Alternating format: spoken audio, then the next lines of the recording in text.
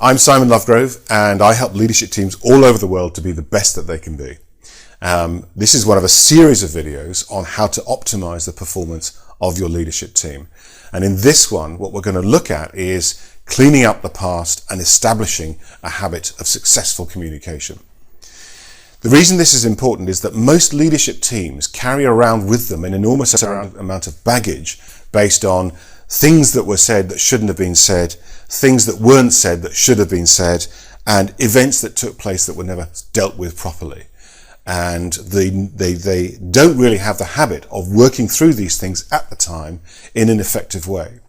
What that does is it corrodes the value of the communication between team members, and that corrodes the effectiveness of their decision making, which obviously undermines the whole performance of that team and its ability to be able to courageously and aggressively drive the business forward. By fixing this area, the benefits are both internal and external. So for the team members, it feels better because you're part of a team that's willing to have the conversations that need to be had.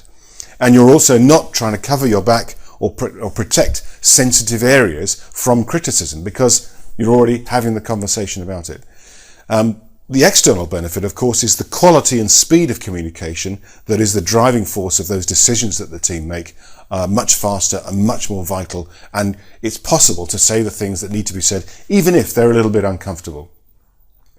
Now, when I work with teams to fix this area particularly, the three things that we look at are as follows. We look at airing and talking about the things that need to be spoken about. We look at building skills so that the team members can improve their capability to have that kind of conversation.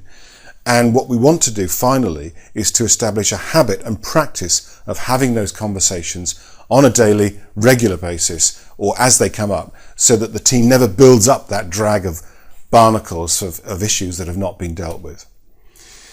The first thing is to address the issues themselves, and there's no you have to talk about the things that you need to talk about. You've got to put the fish on the table, you've got to point out the elephant in the room, you've got to put the discussion topic, the uncomfortable topic, on the flip chart. The reason why teams don't do that is usually because they're frightened that if they do, it will be counterproductive, or it will expose people to criticism, or they've got other concerns about what will happen when they do that. And that's understandable. However, it's not really an excuse, because all it does is perpetuate the drama.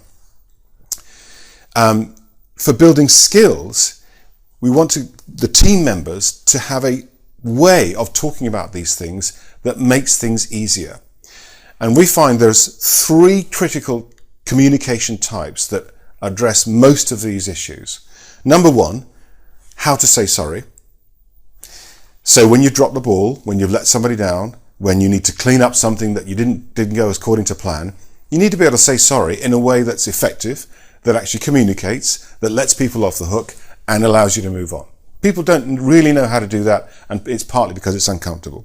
Second, you need to know how to address a difficult issue. If you've got something out with someone, somebody's done something you disapprove of, or they've let you down, and you need to address it with them because they haven't come to say to you, "Look, I let you down. It wasn't what I wanted to do, but there we are." You need to be able to know how to handle that conversation.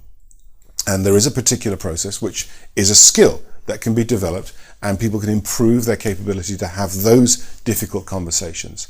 Finally, and this is, although possibly the easiest of the three, it is the most powerful if it's done more frequently. You need to be able to know how to say thank you for a job well done, and how to encourage people to do more of that.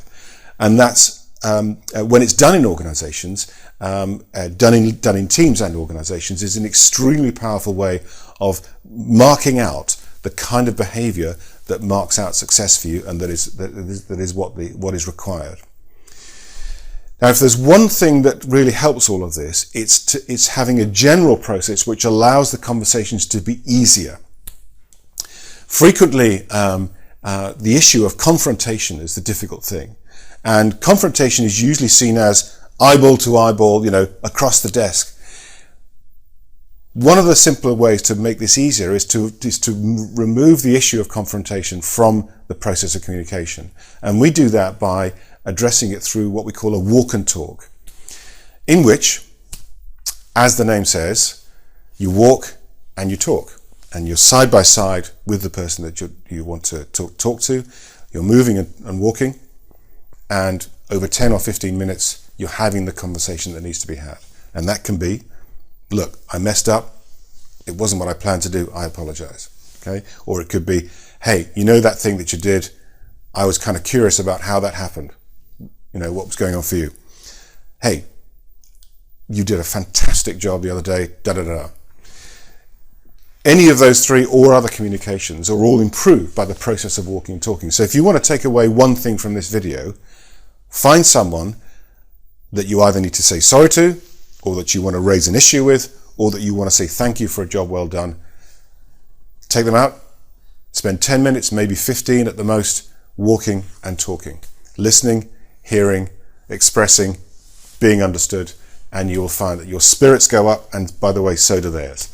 So thank you very much.